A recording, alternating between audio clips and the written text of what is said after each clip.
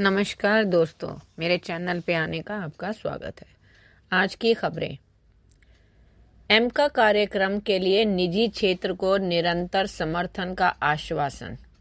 एमका कार्यक्रम के लिए संभावित आपूर्तिकर्ताओं के साथ हाल ही में हुई बैठक में भारतीय वायुसेना के अधिकारियों ने संकेत दिया कि सेवा का लक्ष्य लंबी अवधि में स्वदेशी स्टेल्थ फाइटर की 200 से अधिक इकाइयां प्राप्त करना है। एरोनॉटिकल डेवलपमेंट एजेंसी द्वारा आयोजित इस बैठक में निजी क्षेत्र के संभावित आपूर्तिकर्ताओं और आईएएफ के प्रतिनिधियों ने भाग लिया, जिन्होंने घरेलू तैनाती और संभावित निर्यात दोनों के लिए कार्यक्रम की व्यापक क्षमता पर प्रकाश डाला।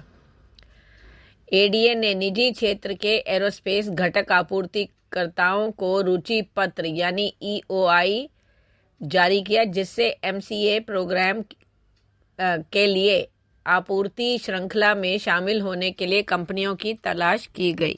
अगला, एआरडीआई ने 155 मिलीमीटर रैमजेट प्रोजेक्ट विकास पर काम शुरू किया। Armament research and development establishment ने 155 मिलीमीटर रैमजेट प्रोजेक्टाइल के विकास पर ध्यान केंद्रित करते हुए एक महत्वाकांक्षी परियोजना शुरू की है। इस अभिनव उपक्रम का उद्देश्य रैमजेट प्रणोदन प्रणालियों की क्षमता का लाभ उठाते हुए उन्नत प्रोजेक्टाइल प्रौद्योगिकी के साथ तोपखाने की क्षमताओं को बढ़ाना है।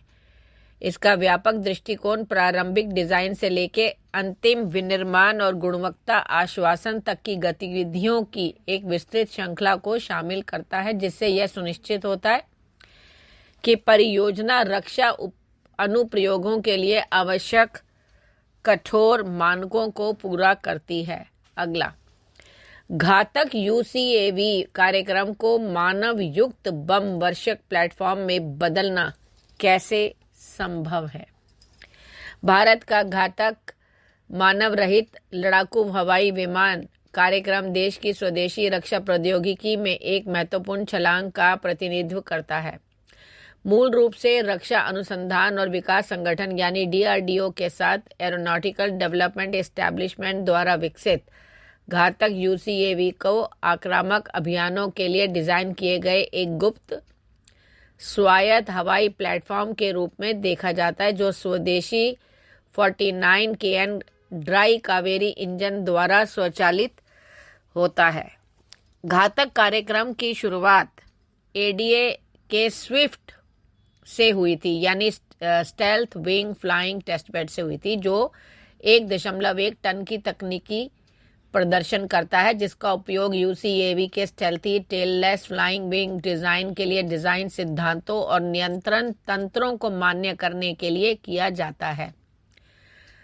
सफल परीक्षणों और सत्यापनों के बाद घातक यूसीएवी का वजन अब अनुमानित 13 टन तक बढ़ा दिया है, जिसमें कई स्वायत्त लड़ाकू भूमिकाओं के लिए उन्नत सुविधाएं शामिल हैं।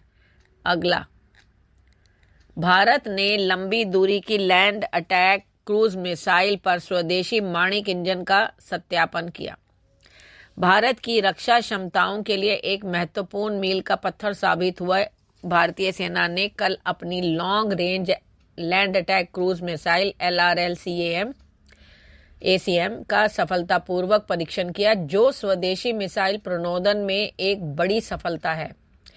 इस LRLACM परीक्षण में स्थानीय रूप से विकसित माणिक इंजन का इस्तेमाल किया गया था, जिसे वर्तमान में ब्रह्मोस एरोस्पेस द्वारा प्रति वर्ष 12 इकाइयों की दर से निर्मित किया जाता है।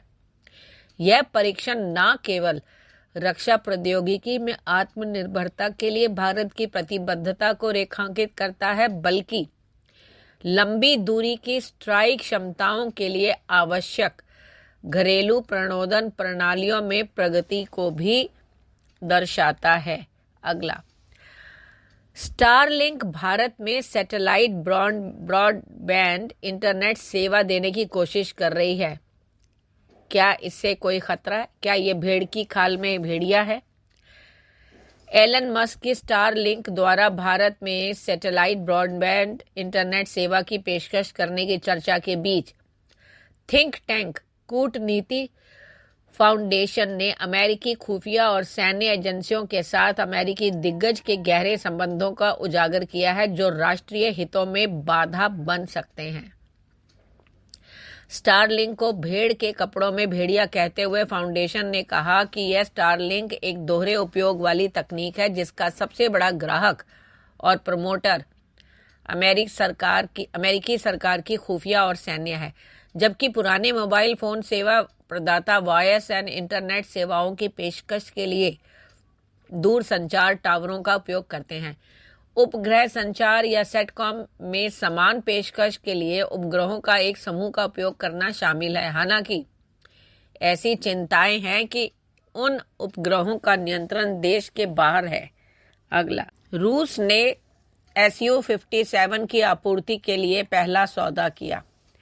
रूस की सरकारी हथियार विक्रेता कंपनी रोसोबोरोन एक्सपोर्ट ने विदेशी ग्राहकों को 5वीं पीढ़ी के लड़ाकू विमान Su-57 के निर्यात संस्करण की आपूर्ति के लिए पहले अनुबंध पर हस्ताक्षर किए हैं।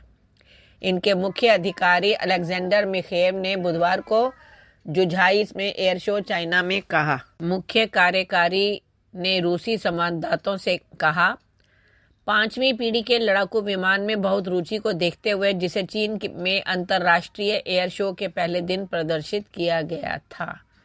धन्यवाद।